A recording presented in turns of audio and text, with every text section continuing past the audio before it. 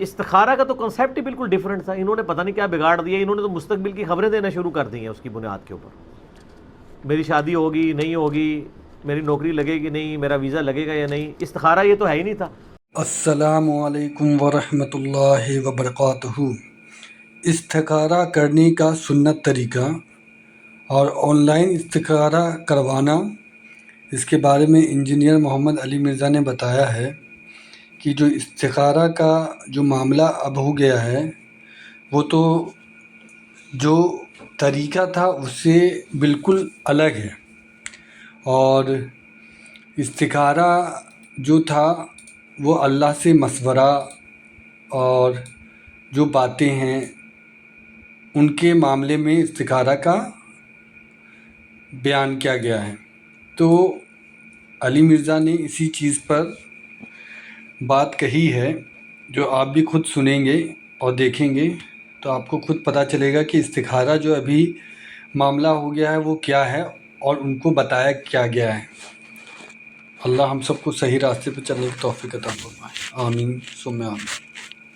وہ استخارہ تو صرف اللہ سے مشورہ تھا, اور مشورہ اس فارم میں کہ جو میں یہ کام کرنے جا رہا ہوں نا, اگر میرے حق میں بہتر ہے تو ہو جائے, نہیں بہتر تو نہ ہو. یہ تو معاذ اللہ یعنی انہوں نے اس کی شکل ہی بگاڑ دی ہے.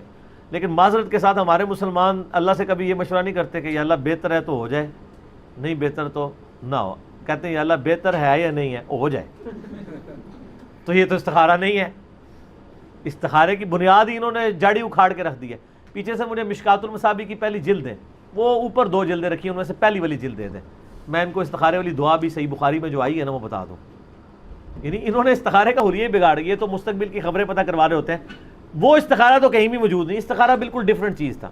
صحیح بخاری میں حدیث ہے, جابر بن عبداللہ رضی اللہ تعالیٰ عنہ باقی اصحاب کہتے ہیں کہ اللہ کے محبوب صلی اللہ علیہ وآلہ وسلم ہمیں دعائے استخارہ اس طرح تعلیم کیا کرتے تھے جس طرح قرآن کی آیات. آپ اندازہ لگا لیں. اور ہمیں ہر اپنے دنیاوی معاملے میں مشورے کی طرف آپ علیہ السلام استخارے کی ترغیب دلایا کرتے تھے. اچھا آپ یہ دیکھیں کہ اس کا تعلق دنیا کی چیزوں کے ساتھ ہے. میں دعا بھی آپ کو پڑھ کے بتا دوں گا, دین کے ساتھ نہیں ہے. کوئی شخص یہ نہیں استخارہ کر سکتا کہ میں استخارہ کروں کہ سنی ٹھیک ہے یا شیعہ.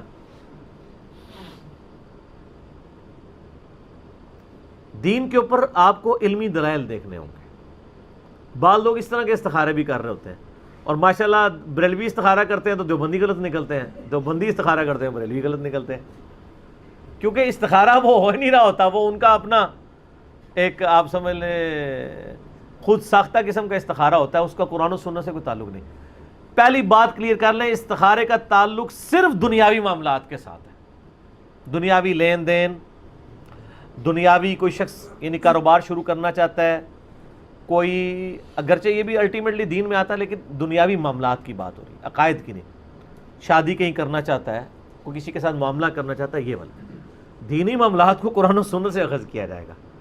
اس میں استخارے کے اوپر رلائی نہیں آپ کریں گے. میں نے کئی دفعہ بتایا کہ ٹیکسلا میں ایک بھائی تھے, تو وہ کہتے ہیں میں استخارہ کر کے قادیانی ہو گیا ہوں, مجھے اشارہ ہوا آپ قادیانی ہو جائیں. اور یہ تو بہت چھوٹی چیز ہے. لوگ تو خواب میں نبی علیہ السلام کے اوپر یہ بات کر رہے ہوتے ہیں کہ نبی علیہ السلام خواب میں انہوں نے کہا کہ فلاں ٹھیک ہے فلاں غلط ہے. دوسرے کہہ رہے ہوتے ہیں جو فلاں غلط ہے, جب وہ خواب دیکھتا ہے وہ کہتا ہے نہیں یہ فلانا جو ہے نا وہ غلط ہے, اسی تو ٹھیک ہے. تو اس میں میرا ایک کلپ بھی ہے, مولانا طارق جمیل صاحب کا خواب, اس میں نے ڈیٹیل سے اس کے اوپر ڈسکشن کی. آج میں اس کو سکپ کرتا ہوں. یہ جو حدیث ہے نا جی, میں استخارے کے اوپر جو حدیث ہے صحیح بخاری اور صحیح مسلم دونوں کے اندر یہ حدیث موجود ہے. اور مشکات المصابیح میں آپ کو جو نفلی نماز کا چیپٹر ہے نا, اس کے اندر آپ کو یہ استخارے والی حدیث مل جائے گی. یہ انٹرنیشنل نمبر کے مطابق مشکات میں اس کا نمبر ہے 1313 1313. بخاری میں ہے 1162 صحیح بخاری میں. جابر بن عبداللہ کہتے ہیں رسول اللہ صلی اللہ علیہ وآلہ وسلم معاملات کے بارے میں ہمیں اس اہتمام کے ساتھ استخارہ سکھاتے جس طرح آپ ہمیں قرآن کی سورت سکھاتے تھے. آپ صلی اللہ علیہ وآلہ وسلم فرماتے تھے جب تم میں سے کوئی کسی کام کا ارادہ کرے تو فرض کے علاوہ 2 رکعت نفل پڑھے, یعنی عشاء کی نماز کے بعد 2 نفل پڑھ لے, یا جس وقت بھی, آسانی ہے. اس کے بعد کوئی خواب شاف نہیں دیکھنا ہوتا. لوگ کہتے ہیں کہ جناب 2 نفل پڑھیں, کسی سے گفتگو کیے بغیر سو جائیں, اگر سبز جھنڈی نظر آئے تو ٹھیک ہے, ریڈ آئے تو نہیں ٹھیک. سر یہ کہیں بھی دنیا کی کسی حدیث کی کتاب میں یہ بات نہیں لکھی ہوئی. کوئی جھنڈی جھنڈی نظر نہیں آنی, کوئی خواب کی گارنٹی نہیں ہے کہ خواب آنا ہے. صرف یہ ہے کہ اللہ تعالیٰ اس معاملے کو آپ کے لیے آسان کر دے گا یا اس معاملے سے آپ کو دور کر دے گا, وہی دعا کے اندر ہے. استخارہ صرف دعا ہے کہ یا اللہ مجھے بتا دے اس مسئلے میں, اگر میرے لیے حق ہے تو یہ حق کر دے, اگر یہ باطل ہے تو مجھے اس سے دور کر دے اور اس کو مجھ سے اور مجھے اس پہ راضی بھی کر دے. اس کے لیے آپ کو کوئی بیل کی آواز نہیں آنی, کچھ بھی نہیں آنا. یعنی وہ معاملہ خود بخود, یعنی آپ رشتہ کہیں کرنے جا رہے تھے, آپ نے دعائے استخارہ مانگ لی, تو اگر وہ آپ کے لیے بہتر نہیں تھا تو انشاءاللہ وہ رشتہ ٹوٹ جائے گا. لیکن اگر آپ یہ کہیں کہ یہ حصہ ہو ہی ہو, اس کے لیے دنیا کا کوئی استخارہ ایگزسٹ نہیں کرتا, کیونکہ استخارے میں تو آپ اللہ پہ ڈال رہے ہیں نا کہ یا اللہ اگر بہتر ہے دین, دنیا, آخرت اور معیشت کے لیے, یہ سارے الفاظ آئیں گے. تو فرض کے علاوہ 2 رکعت نفل پڑھے, پھر یہ دعا مانگے. دعا سن لیں آپ, ورڈ بائی ورڈ آپ مشکات سے دیکھ لیجئے گا. اللہم انی استخیرک بعلمک واستقدرک بقدرتک واسألک من فضلک العظیم فإنک تقدر ولا اقدر وتعلم ولا اعلم وانت علام الغیوب.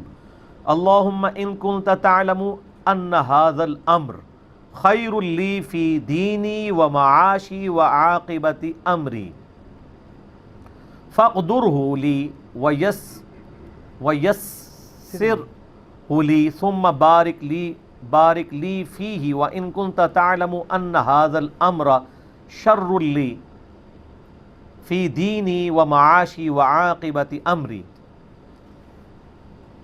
اور پھر آگے الفاظ ہیں فاصرفہ عنی واصرف عنہ واقدر لی الخیر حیث کان ثم ارضنی بہ. زبردست الفاظ ہیں.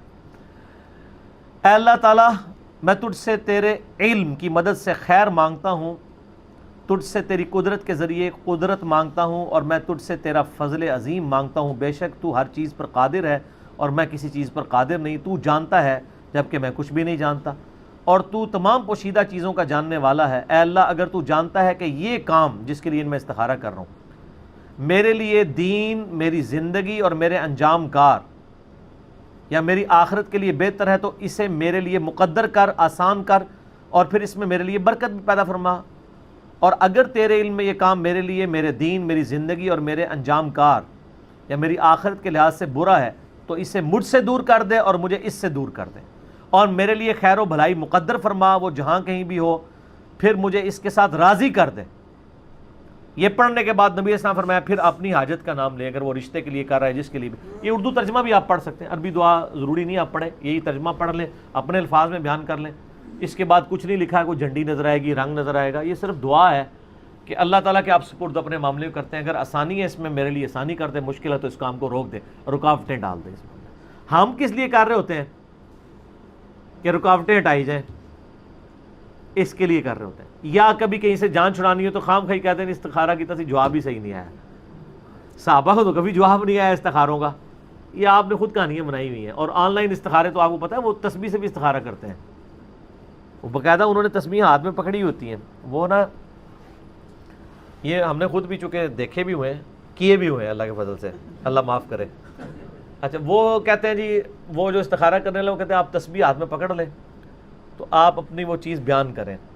تو وہ جو بندہ استخارہ کرنے والا ہے نا, وہ اپنے ذہن میں اس کو نا سوچتا ہے, وہ دوسرے سے استخارہ کرا لے. حالانکہ یہاں استخارہ آپ نے خود کرنا ہے اپنے لیے, کسی سے تو آپ کروا ہی نہیں سکتے, کیونکہ مسئلہ تو آپ کا اس میں تو سارے سیکھے میرے لیے, میرے لیے, تیرے لیے, تو گزمانوں کا جتنے مرضی تھا منو کے لینا دینا, میں اپنے ہی بات کروں گا.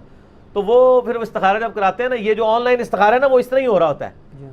وہ پیچھے بیٹھے ہوئے تسبیح پکڑے ہوئے ہوتے ہیں. وہ اگر تسبیح کہتے ہیں ایسے ہل پڑے تو اس کا مطلب ہے ہاں, اور اگر ایسے ہلے تو اس کا مطلب ہے نا. آپ ہنس رہے ہیں, آپ جا کے پوچھ لیں, نہیں ہلتی خود بخود ہے. وہ تو یہی کہتے ہیں خود بخود ہلتی ہے, ہل پڑتی ہے ویسے. پتہ کیوں؟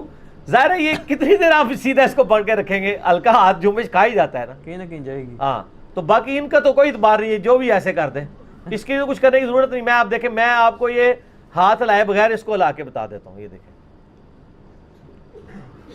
آواز ہل رہی ہے. نہیں میں ہلکی سی جنبش دے رہا ہوں، وہ آپ کو نظر نہیں آ رہی، ٹھیک ہے؟ تو وہ اس طرح استخارے ہوتے ہیں، یہ سب کا سب جو ہے نا وہ دھندا ہے پیسے کمانے کا۔ استخارہ کچھ اور چیز تھی، وہ اللہ سے دعا تھی اور مشورہ تھا۔ مشورہ یہ نہیں کہ اللہ نے جواب دینا ہے، جواب اللہ نے پریکٹیکلی دینا ہے کہ آپ کو اس کام سے دور کر دینا ہے یا وہ کام آپ کے لیے آسان کر دینا ہے، اور کوئی طریقہ نہیں ہے، ٹھیک ہوگا جی؟ لہٰذا یہ استخارے والوں سے بچیں۔